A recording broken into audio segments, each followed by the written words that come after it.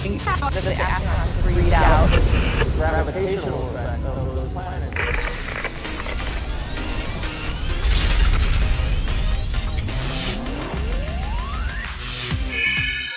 Hi, I'm Matt, and this is NASA Now.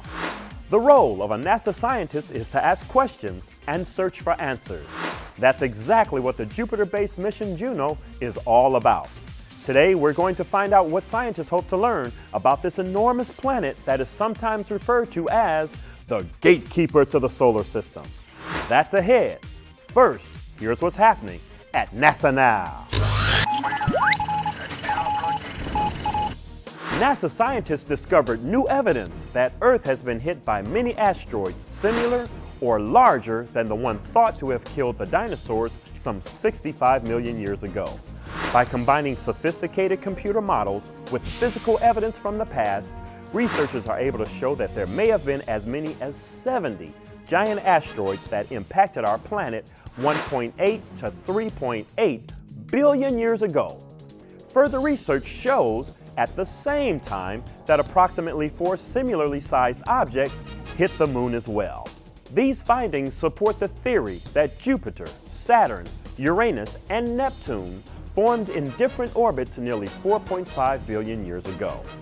It was the movement to their current orbit 4 billion years ago that triggered a solar system-wide bombardment of comets and asteroids, called the Late Heavy Bombardment.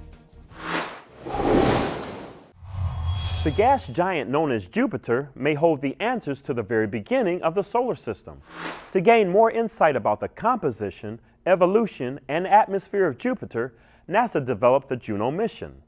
Tracy Drain, a Juno systems engineer from the Jet Propulsion Laboratory in Pasadena, California, joins us with information on the Juno spacecraft and what scientists hope to learn when it reaches Jupiter in the summer of 2016. Jupiter is important for a lot of reasons.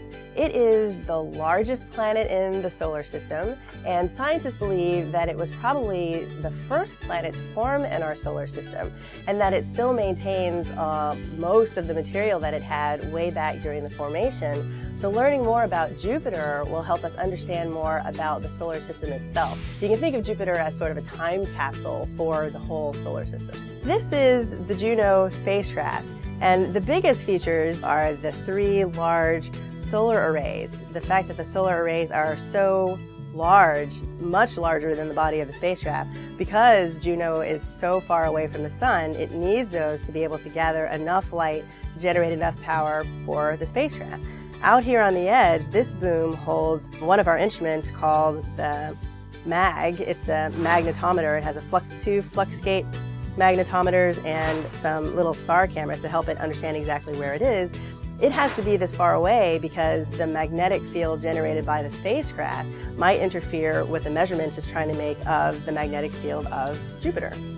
In the middle, this shiny silver dome that looks like one of those old-fashioned popcorn poppers, that's actually our high-gain antenna that we use when we're really far away from the Earth to send data back to Earth, and also for the spacecraft to get commands from the ground. And you can see tucked up under this high-gain antenna is what we call the vault. This is a box made of titanium where our sensitive electronics are stored inside in order to protect them from the intense radiation around the planet Jupiter. These little pedestals that have 3 little items poking out of them, those are the thrusters that we use to control the spacecraft's attitude. We use those to send out little puffs of gas in order to adjust the way the spacecraft is pointing.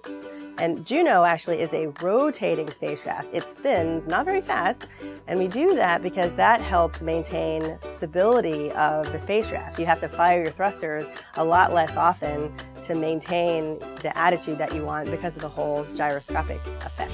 Here on the back side of the spacecraft, this is the WAVES instrument. And I'll also point out 2 little antennas very close on the side of the high-gain antenna. One is the medium gain antenna, which has a wider beam width than the high gain. You can think of the high gain as like a giant flashlight, a really focused, powerful flashlight. And if you're shining that on the wall, you see a fairly small spot. So you have to be pointed really carefully at the earth or the spot on the wall in order to communicate, right?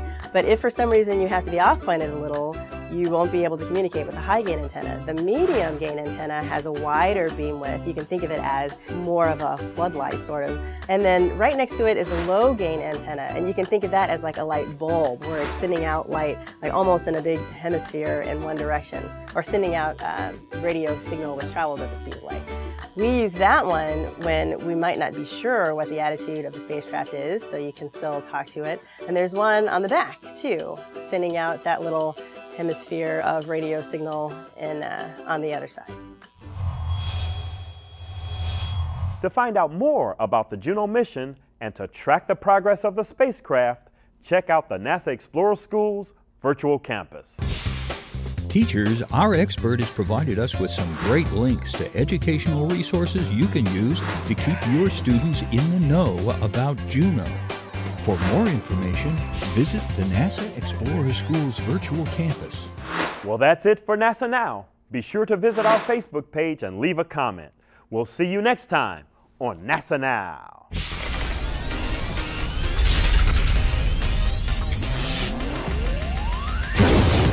NASA Now comes to you from the virtual campus at NASA Explorer Schools.